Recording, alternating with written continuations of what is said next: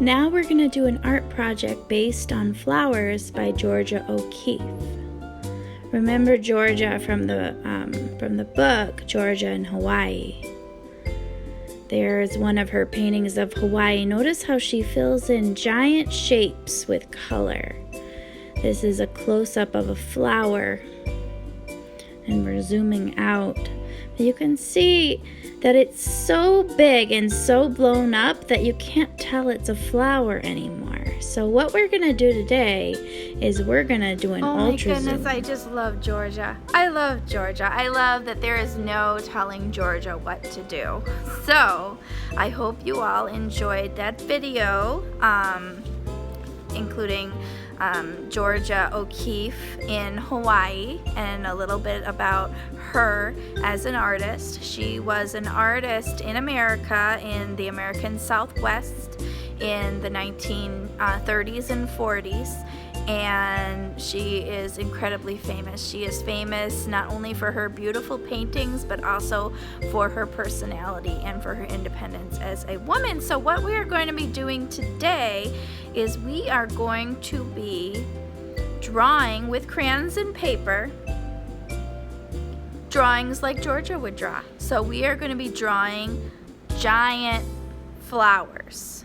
Giant flowers. So think of a flower and then zoom in, and we're gonna make the flower bigger. So big that the flower is not gonna fit on the page. In fact, here is my work in progress.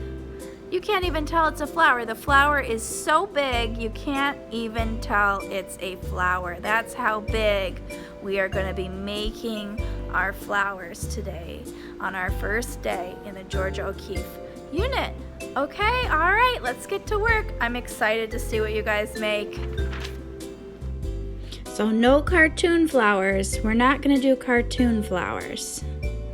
We're gonna try to make a zoom in of a really elaborate flower, but it can be from our imagination. I'm doing one from my imagination in this tutorial. I'm gonna start maybe with the center of the flower. Then I'm gonna make lines that go out that make the petal, but they're gonna go right off the page because we are zooming in.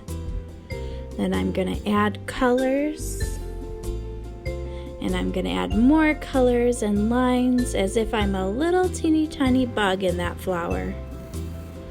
And you can see that it's gonna be all about filling in these giant shapes with fields of color, just like Georgia does, where she zooms way in on the flowers and she adds in color and then adding color over color. Here I'm adding blue over red. Notice when I add the blue by the edges, it creates a little bit of an illusion of depth. And there's an ultra zoom in of my zoom in.